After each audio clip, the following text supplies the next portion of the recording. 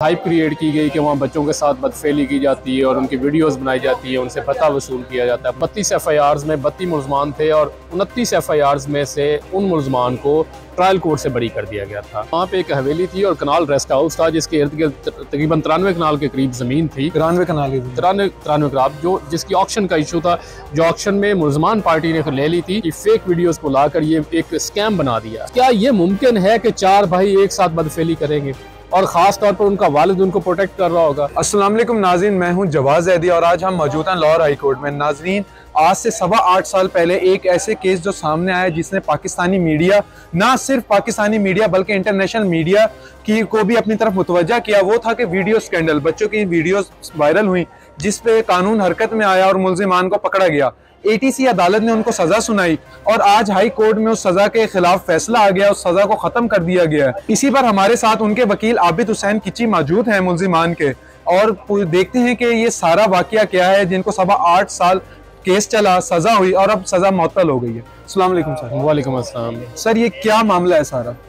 Sir, ये पूरी दुनिया जानती है कि 2015 में एक वीडियो स्कैंडल बनाया गया था कसूर का, कि जिसके अंदर ये हाइप क्रिएट की गई कि वहाँ बच्चों के साथ बदफेली की जाती है और उनकी वीडियोस बनाई जाती है, उनसे पता वसूल किया जाता है। बुनियादी तौर पर ये कहानी थी और इस फेक कहानी की बुनियाद पर 32 FIR दर्ज हुई और 32 FIR दर्ज हुई। 32 ही मुलजमान थे। तो अब सबको सजा मुअत्तल की गई है या चंद मुलजिमान की? मैं अर्ज करता हूँ, बुनियादी तौर पर उन 32 FIRs में 32 मुलजमान थे और 29 FIRs में से उन मुलजमान को ट्रायल कोर्ट से बरी कर दिया गया था।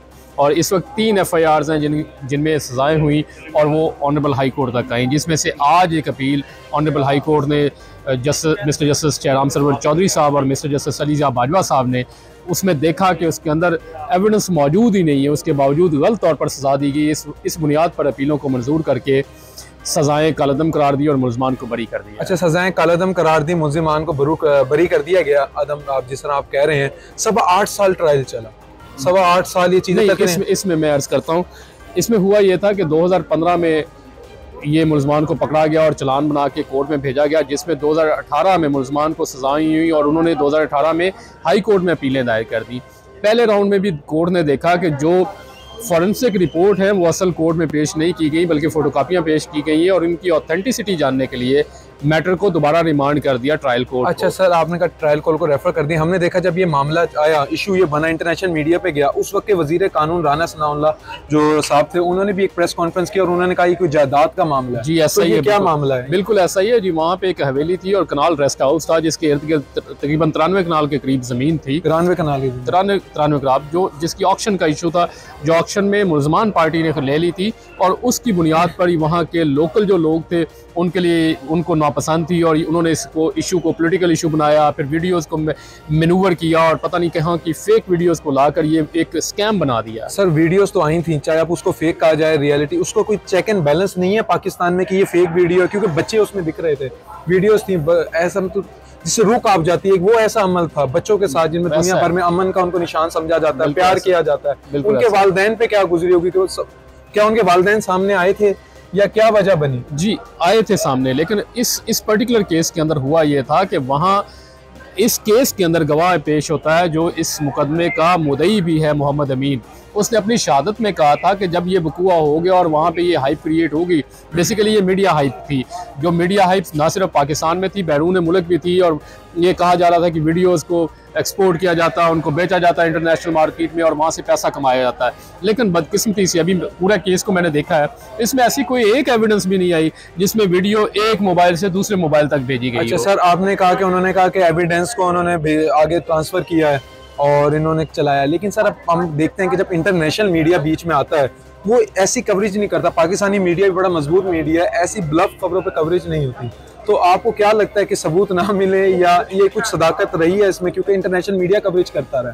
और इसी पे दूसरा सवाल है मेरा कि जब ऐसी वीडियोस मंजर आम पर आती हैं तो पाकिस्तान की किस कदर जग हज़ाई होती है? देखिए, जग हंसाई तो बड़ी ऑब्वियस है। जब भी आप पाकिस्तान का नाम लेंगे, आयशा टिकटॉकर वाला केस भी आपने देखा हुआ, ये भी देखा, उसके अलावा बहुत सारे ऐसे केसेस हैं जो फेक निकले बाद में। हमारे ये जितने पोलिटिकल केसेस चल रहे हैं उनको देख लें, जग हंसाई नहीं हो रही तो क्या हो रहा है। अब आते हैं दूसरी तरफ, आपने कहा कि एविडेंस की बात है, एविडेंस में क्या है? अगर ऐसी वीडियोस थी तो वो इस मैटर में JIT कॉन्स्टिट्यूट हुई थी, जिसमें इंटेलिजेंस ब्यूरो के लोग भी शामिल थे, और इंटेलिजेंस ने वो अगर वहाँ से कोई सीडीज़ पकड़ी थी, वहाँ से कोई वीडियोस पकड़ी थी, तो यकीनी तौर पर उनको फॉरेंसिक भिजवाना था और उनकी फॉरेंसिक एनालिसिस होनी थी, उनका मुआवजा होना था। लेकिन बदकिस्मती से अब देखिए, मैं अब ये नहीं कहता, मैं ये कहता हूँ कि ये मुल्ज़मान की बदकिस्मती सी, जिसकी बुनियाद पर उनको 8.25 साल रहना पड़ा, बावजूद इसके कि कोई शहादत मौजूद नहीं थी। अच्छा सर, 8.25 साल रहना पड़ा। इसमें सुनने में आया कि गवर्नमेंट के काफ़ी ज़्यादा जो मुलाजमीन है, जो गवर्नमेंट जॉब करते हैं, उनका भी जिक्र रहा। जी, हम लाहौर हाई कोर्ट की इस तारीखी इमारत में मौजूद हैं, आते में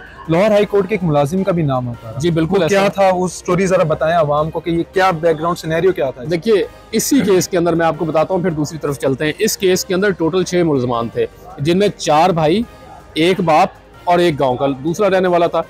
क्या ये मुमकिन है कि 4 भाई एक साथ बदफेली करेंगे, और खास तौर पर उनका वालिद उनको प्रोटेक्ट कर रहा होगा, सर गार्ड कर रहा होगा? ये भी तो हो सकता है ना, अगर हम 1 हो सकता है, 2 हो सकता है, लेकिन 4 नहीं हो सकता। 2 हो सकते हैं, 3 भी माना जा सकता है, कई बार ऐसे केसेस आ जाते हैं, लेकिन 4 लोगों का ज़मीर इस कदर हो सकता है, और वो बाप की सरबराही में ये कर रहे होंगे, मुमकिन नहीं है।